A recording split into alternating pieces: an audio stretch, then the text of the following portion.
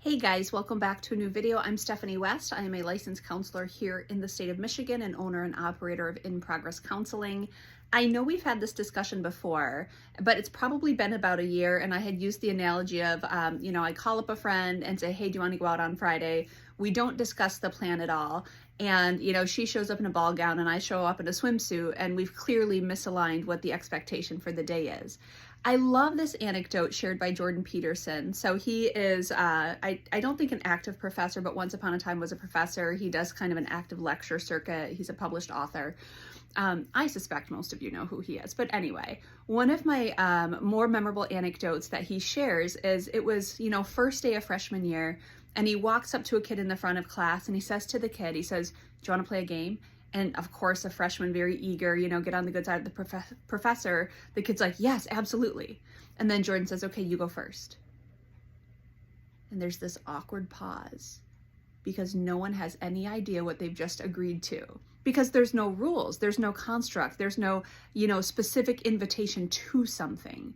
And so often we have conversation, we agree to something, but we don't tease out the minutia of what we're agreeing to.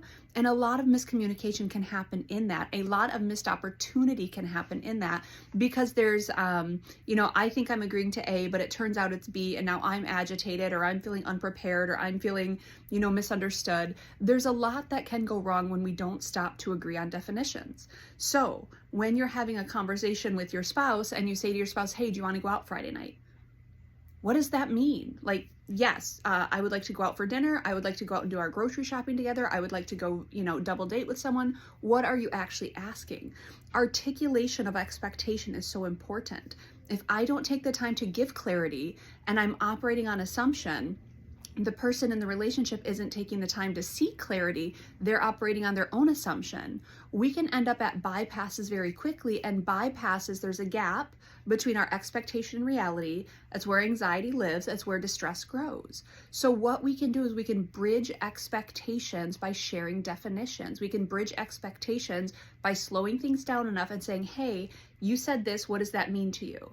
I interpreted it this way. Am I on the right track? So we can do it a number of ways, but seeking clarification and striving towards shared definitions, it's an imperative strategy for good communication, for honest communication, and for moving a relationship in a direction that we're both agreeing to.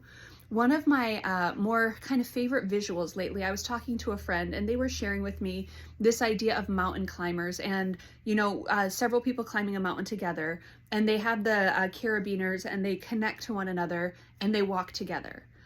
Imagine how lovely that experience is if we agree on direction, we're both going the same direction. If I'm a little weak, they're, pulling me along. If they're a little weak, I'm pulling them along. If we agree to stop together, we're sharing the experience again and again, facing the same direction, walking the same direction.